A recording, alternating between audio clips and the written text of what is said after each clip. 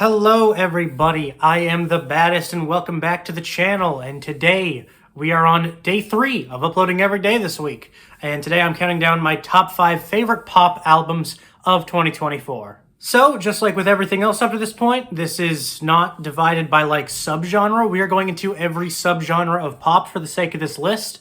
So there's definitely a good variety of weird shit on here. I hope you guys have been enjoying the videos up to this point. We've counted down my favorite metal and my favorite rock albums up to this point, and it's been fun. It's been a good time, a gay old time. So yeah, today we're gonna be counting down my favorite pop records. I guess there's no point in delaying any further. Let's get into the top 5. At my number 5 spot, I have the new Magdalena Bay record, Imaginal Disc.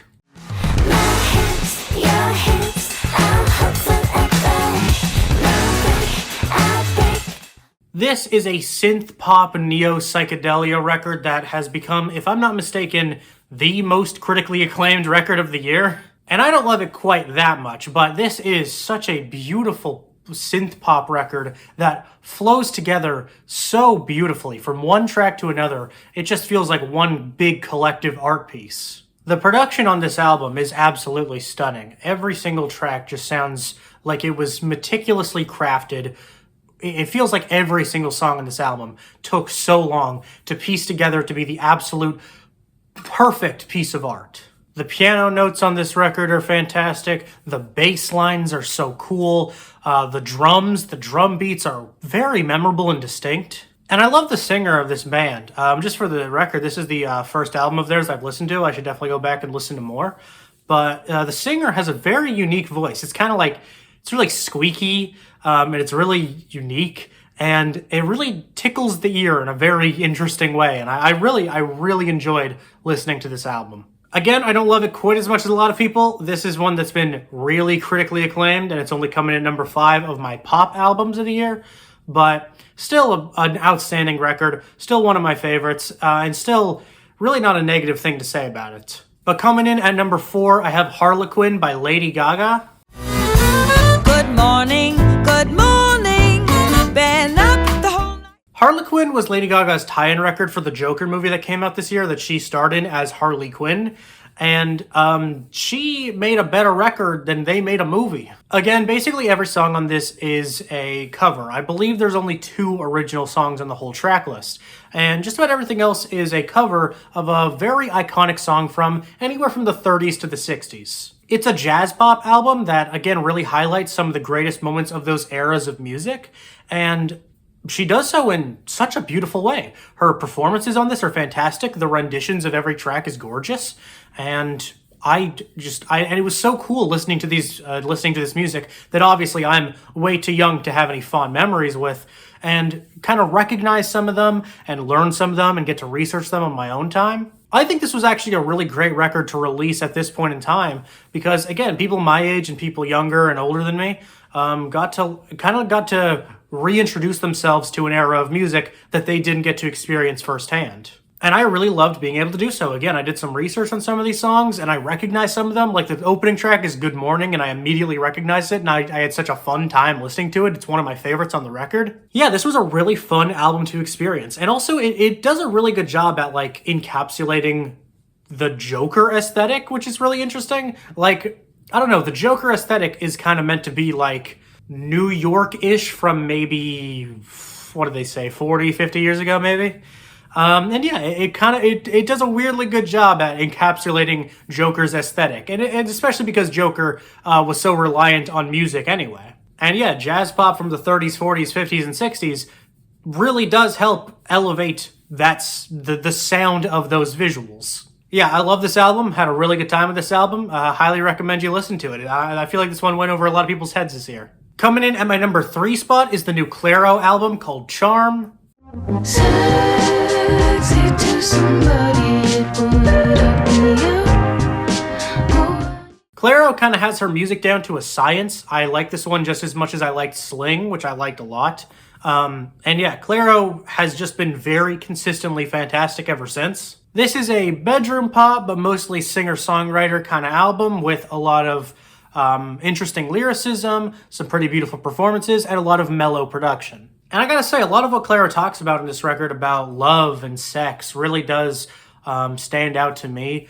And she talks about it in a really eloquent way. It's a really gorgeous record with a really gorgeous soundscape, and again, some really interesting lyricism from her. If you've heard her previous work before, there's no doubt in my mind you'll enjoy this as well if you did.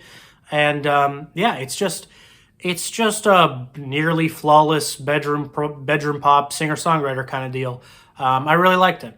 And coming in at number 2 is the album that dominated the summer, Brat by Charlie XCX. I can see you don't fall far from the tree, 'cause I've been looking at you so long. It's incredible to me that a hyperpop adjacent album was able to get this level of success, and I'm really happy that it did. Charlie is such a visionary, such an amazing talent, so to see her get this level of success is so long overdue, but also so welcomed.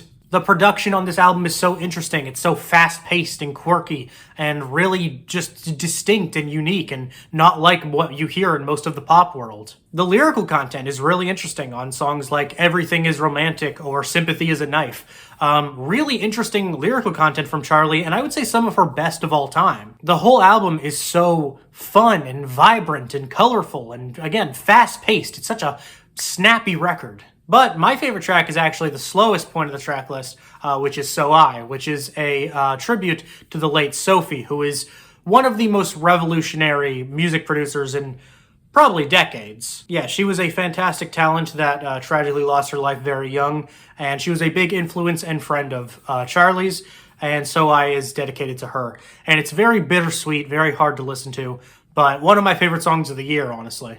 Yeah, Brat is such a fun and exciting record that deserves all the success it got, and I'm so happy that more people are recognizing what an outstanding talent Charlie actually is. But my number 1 of the year is Smile by Porter Robinson. She's got hearts in her eyes, and she draws me kissing other guys. This is an electro pop kind of deal.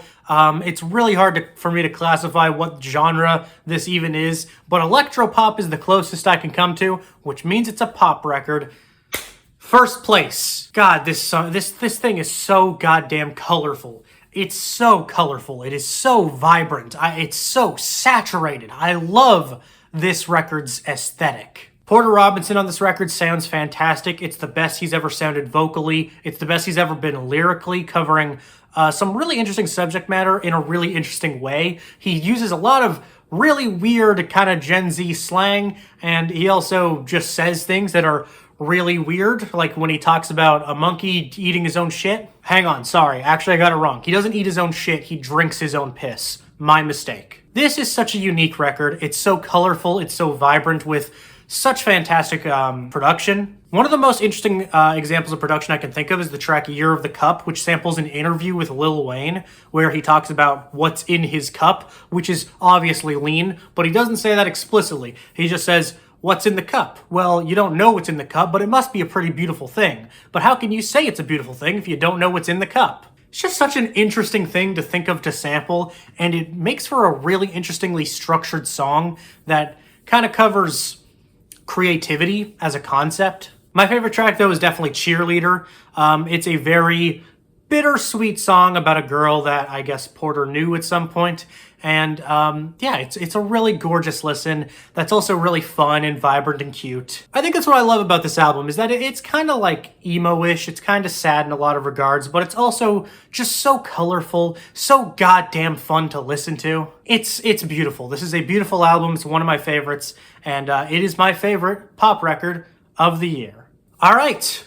That's the third video in the bag. I hope you had a good time. If there's any pop albums you expected to see on this list or you would have put on the list, please let me know in the comments below. I would love to hear you out. Tomorrow, we're counting down my top 5 rap albums of the year, so be sure to tune into that one. That is going to be all for me for today. Thank you so much once again, and I'll see you guys tomorrow. Bye-bye.